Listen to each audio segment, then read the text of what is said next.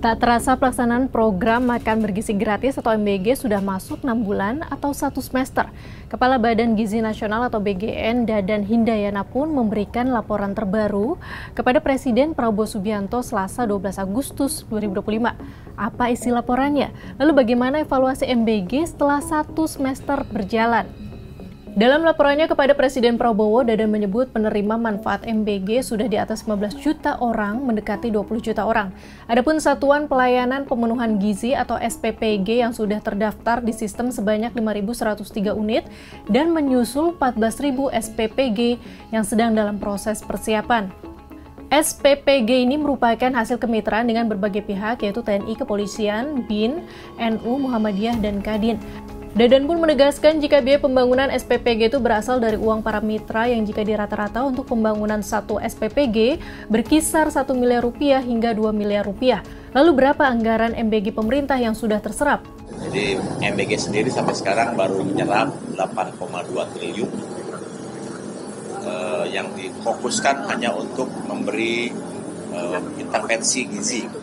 Sementara satuan pelayanannya merupakan bangunan yang dibangun oleh para mitra. Jadi secara total memang uang yang beredar di masyarakat cukup besar. Penyerapan anggaran 1 semester sebesar 8,2 triliun rupiah ini terbilang masih minim jika dibandingkan dengan anggaran APBN 2025 yang digelontorkan untuk MBG. Berdasarkan data Direktorat Jenderal Anggaran Kementerian Keuangan, program MBG dianggarkan dalam APBN 2025 sebesar 71 triliun rupiah. Dari total anggaran 71 triliun rupiah tersebut, sebesar 51,5 triliun rupiah digunakan untuk belanja barang bahan makan untuk diberikan menjadi makan bergizi.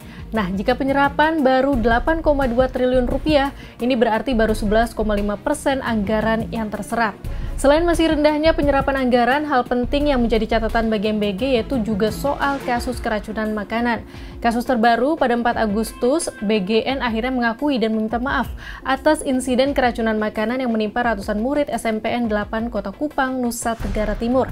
Hasil pemeriksaan laboratorium mengungkap adanya bakteri Streptococcus sp dan bakteri Staphylococcus dalam paket MBG. Terkait kasus keracunan MBG ini pun Dadan menegaskan akan berusaha sekeras mungkin agar tidak berulang. Kami berusaha sebaik mungkin agar tidak ada kejadian lagi dan kami tingkatkan SOP-nya termasuk mulai memilih bahan baku yang baik, memendekkan waktu masak, memendekkan waktu penyiapan, memendekkan waktu pengiriman, termasuk juga di dalam pengiriman ke sekolah dan makanan tidak terlalu lama disimpan di sekolah agar waktunya lebih pendek dari 4 jam. Sementara itu, masukan terkait MBG juga diungkap oleh Direktur Center of Economic and Social Innovation Studies atau CESIS, Irfan Maulana.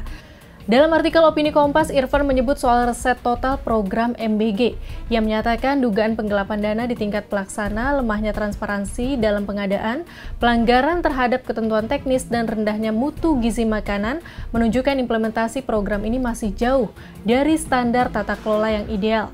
Keterlambatan pengadaan infrastruktur dapur, ketidaksiapan SDM, hingga potensi tumpang tindih kepentingan kian memperjelas perlunya evaluasi menyeluruh atas seluruh rantai operasional. Tanpa perbaikan struktural yang menyeluruh, program ini berisiko semakin menjauh dari tujuan awal.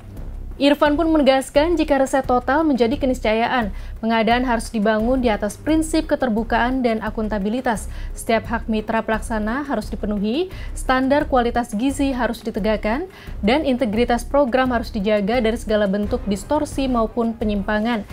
Ia menegaskan hal ini bisa dilakukan dengan pengadaan MBG via e-procurement.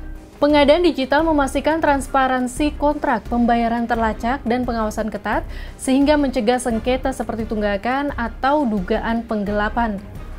Kalau sahabat Kompas, bagaimana pendapatnya terkait 1 semester pelaksanaan MBG ini yang ternyata masih belum maksimal menyerap anggaran yang tersedia? Apa pula opininya soal kasus-kasus keracunan dalam penyediaan MBG ini?